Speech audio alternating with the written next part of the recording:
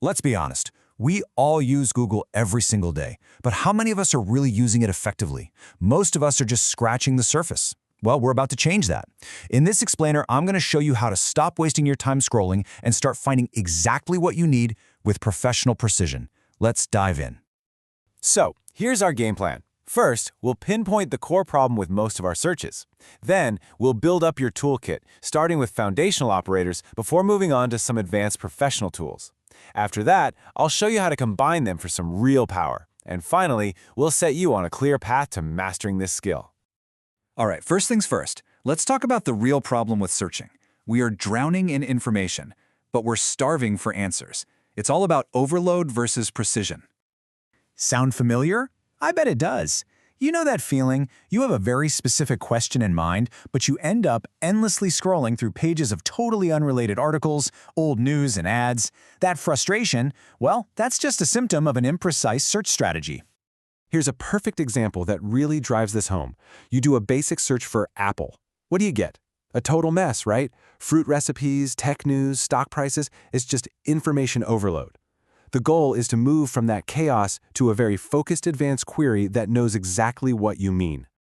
So how do we fix this? Well, it starts with having the right tools in your toolkit. We're going to begin with the essential building blocks, the things that will immediately upgrade the quality of your search results. Our first, and honestly one of the most powerful tools you'll ever use, is the humble quotation mark. When you put your search term in quotes, you're telling Google something very specific. You're saying, don't just find these words anywhere on the page. Find this exact phrase in this exact order. It is the simplest, quickest way to add precision.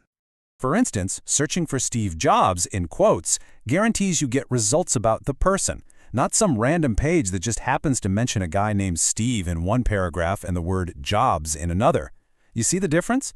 It's a fundamental shift from a vague suggestion to a direct instruction. Okay, next up is your new best friend for cutting through the clutter, the minus sign. Just think of this as your personal filter. It lets you remove all the noise and irrelevant topics from your search results before you even have to look at them. So, say you're looking for employment opportunities. Searching for jobs-Apple instantly filters out every career page from the tech company. I mean, think about how much time and scrolling that saves you right off the bat.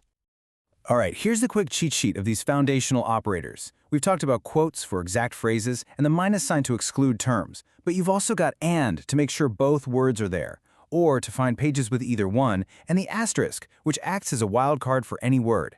Keep this in mind for your everyday searches.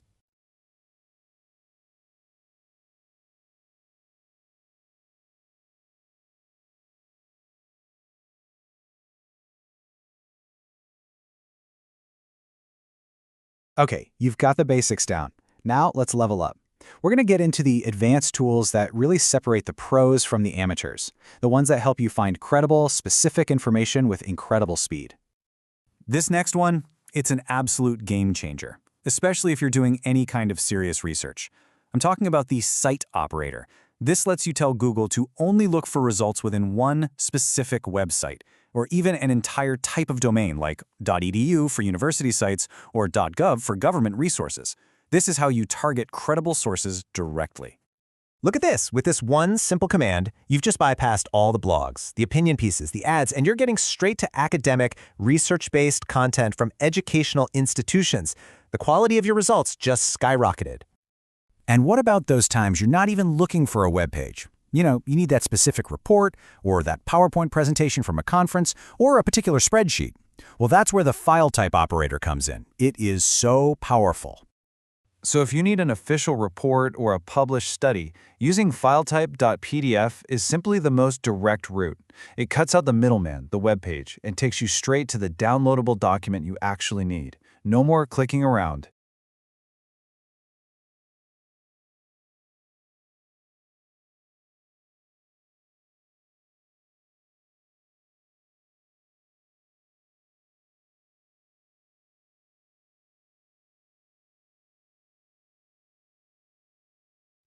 All right, this is where the magic really happens. Look, individual operators are great, but their true power is unlocked when you start layering them together. This is how you build highly specific surgical search queries. Think of building a professional query like a recipe. There's a clear, logical order to it. You start with your main topic, usually in quotes. Then you narrow down the source with cite colon. You can specify the format with file type colon. And then finally, you can filter for the most relevant info with a date range. It's a step-by-step process. And here's what that looks like all put together. I mean, just think about how incredibly specific this request is. We are asking for PDF documents only from university websites that contain the exact phrase climate change and that were published only after 2023. You've gone from a sea of millions of results down to a small, curated list of exactly what you need. That's power. And this isn't just for academic research. Let's say you're tracking the news. With this query, you're looking for recent articles on artificial intelligence, but only from two sources you trust, the BBC or CNN. You see, you're in complete control of both the topic and the source of your information. So you're now equipped with a seriously powerful set of tools. But as with any powerful tool, it's important to know how to use it skillfully and, of course, responsibly. The most immediate benefit you're going to see is just how much time you save. For any student, researcher, or professional, we're talking hours every single week. But it's more than that. The quality of the information you find is going to be so much higher and more reliable. And part of being a professional is using these tools ethically. This is just good practice. Always try to verify your sources, respect people's privacy, and don't use these search tricks to get around paywalls or access content you shouldn't. These tools are for better research, not for breaking rules. Okay, the theory is over. You now have the techniques that separate casual searchers from the pros. Your journey to mastery really does start right now. So go on, start practicing. Go find exactly what you've been looking for.